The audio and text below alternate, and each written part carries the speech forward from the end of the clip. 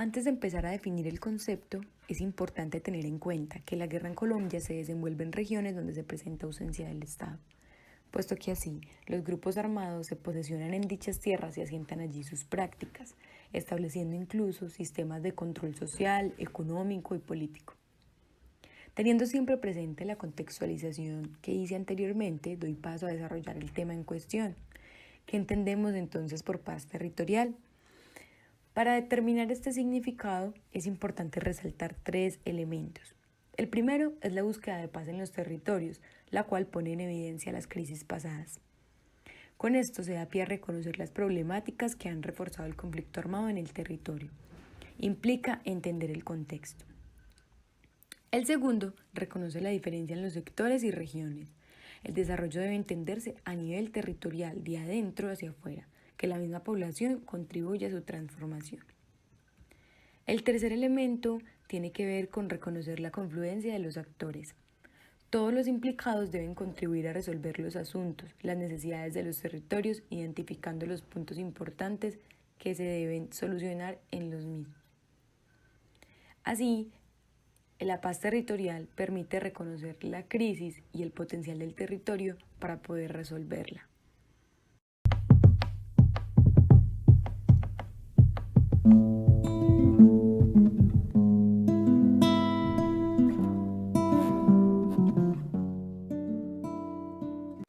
¿Cómo se ve entonces este concepto de paz territorial en Colombia?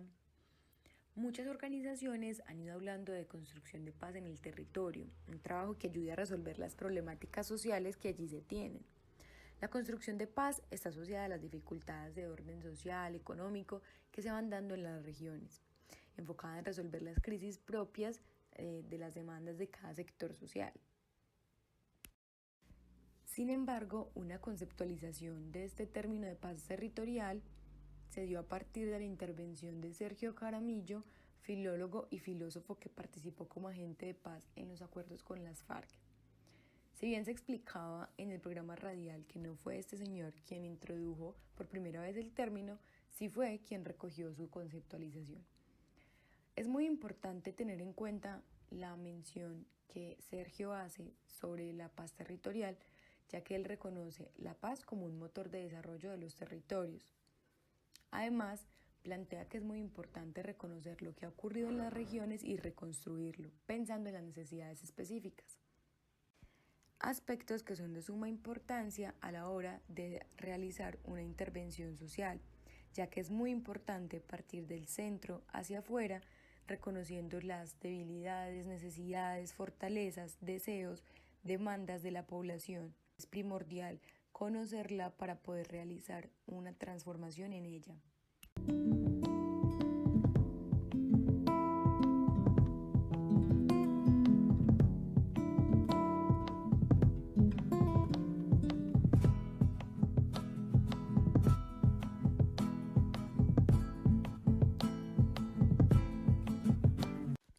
Puede decirse que una de las herramientas que se han empleado en Colombia para alcanzar la paz territorial tiene que ver con los acuerdos de paz. En la historia del país se han registrado varios intentos de llegar a estos acuerdos, sin embargo no han sido efectivos. Esto porque se enfocan únicamente en la terminación del conflicto, en la desmovilización, en el dejar las armas, pero no apuntan a garantizar una paz dentro de los territorios, en realizar una reparación de ese conflicto que se está dejando de lado. No basta solo con terminarlo, sino que el camino más importante está en lo que se hace después de él. Es importante entender qué es lo que pasa en los territorios, para así poder saber de qué manera se debe proceder para repararlo. También se debe enfocar en resolver los problemas históricos a raíz del conflicto por el dominio de la tierra y que han impactado violentamente a las poblaciones.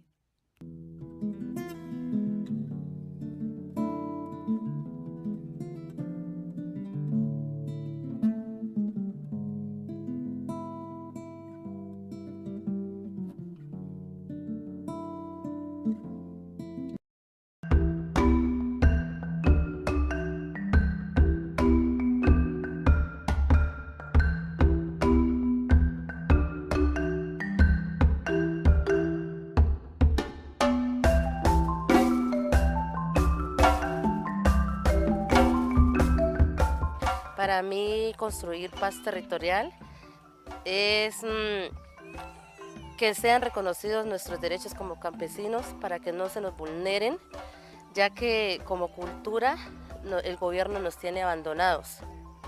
Entonces, a medida que pasa el tiempo, vemos que no somos tenidos en cuenta. Y por esa razón decidimos como campesinos organizarnos y tomar la decisión de luchar juntos por una buena causa. Y más que todo para que seamos tenidos en cuenta a nivel nacional, local y departamental. La importancia de la participación de nosotras como mujeres, incluso la semana pasada tuvimos la primera asamblea Mujer Rural, es por esa misma razón, porque nosotras las mujeres, nuestro trabajo no está siendo reconocido. Hay una forma machista que ha hecho que el trabajo de la casa no sea reconocido.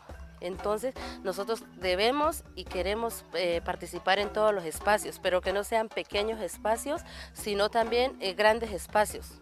A nivel nacional, vuelvo y repito, departamental y local. Mi mensaje para las comunidades es que sigamos en la lucha, que no nos dejemos intimidar, que unidos podemos conseguir todo lo propuesto.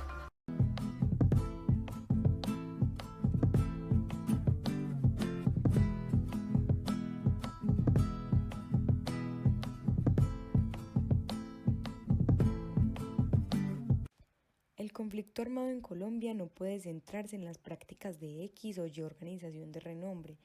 Esos solo son los puntos más visibles de una cadena de violencia generalizada presente en el país.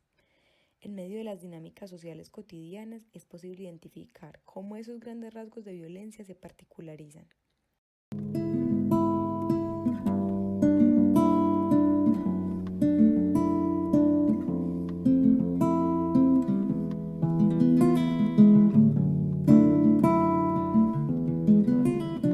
Se reflejan en los asesinatos estratégicos de líderes sociales, la creciente inseguridad en las calles gracias a los robos, persecuciones, violaciones, secuestros, agresiones sexistas por condición de género, por racismo, por estatus social, la censura de opinión, hasta ataques por simple intolerancia ante el hecho de no estar de acuerdo con una acción, un planteamiento, una posición. Todas esas cosas pasan en el día a día, se vuelven un obstáculo para asegurar en un futuro territorios libres de violencia, donde exista la paz.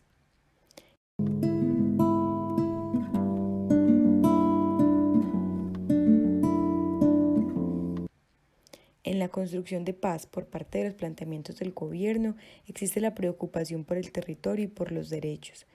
Derechos en el sentido en que el proceso de paz necesariamente debe satisfacer los derechos de las víctimas, comenzando por la medida más efectiva de protección y no repetición, o sea, poner fin al conflicto, pero también en el sentido más amplio de garantizar por igual los derechos constitucionales de los colombianos en todo el territorio. Es bien sabido que es imposible garantizar derechos de manera sostenida si no existen unas instituciones fuertes, instituciones no solo en el sentido de entidades, sino también del conjunto de prácticas y normas que regulan la vida pública y que son indispensables para la creación de condiciones de cooperación y convivencia. Estos dos últimos planteamientos son retomados de la conferencia de Sergio Jaramillo respecto a la paz territorial. Para llevar a cabo el proceso encaminado a lograr la paz territorial es necesario trabajar en la institucionalización, pues con los esfuerzos y trabajo conjunto de los entes que regulan y velan por la población, articulados con las personas, se puede hablar de una garantía de derechos donde se repare el territorio.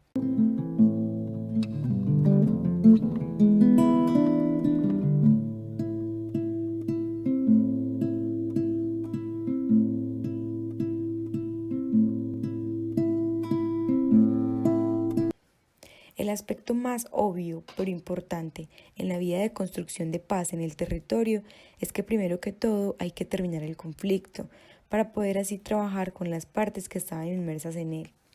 Partiendo de allí, es posible mediar y establecer acuerdos que proporcionen garantías para los implicados.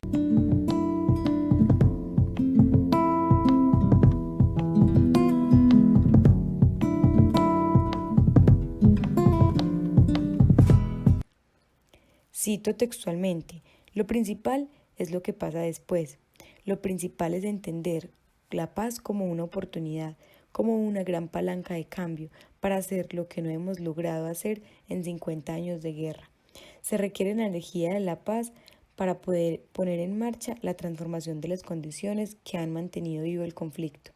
En palabras de Sergio Jaramillo, de nuevo.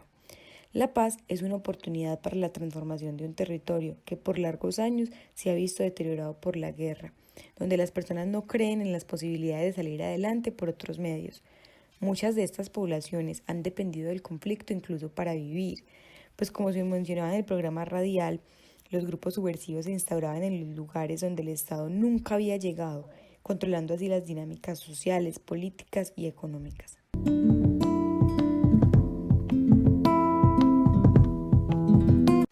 En cuanto a las propuestas para superar el conflicto, planteo dos estrategias. El primero es un trabajo pedagógico, pues la educación siempre será una herramienta muy valiosa de apertura ante lo desconocido. Como dice el dicho, quien no conoce su historia estará condenado a repetirla. Una frase que puede parecer coloquial, pero tiene mucho sentido, especialmente en el marco del conflicto. Es importante conocer los hechos, llamarlos por su nombre, entender sus causas estructurales y a partir de allí comprender las necesidades y deseos para proceder con la intervención que busca darle resolución. El segundo punto es trabajar en pro de la reintegración social. Este punto, que ha sido incluso plasmado dentro de los acuerdos, está bien documentado y planeado en cuanto a la reincorporación de las víctimas del conflicto a la comunidad.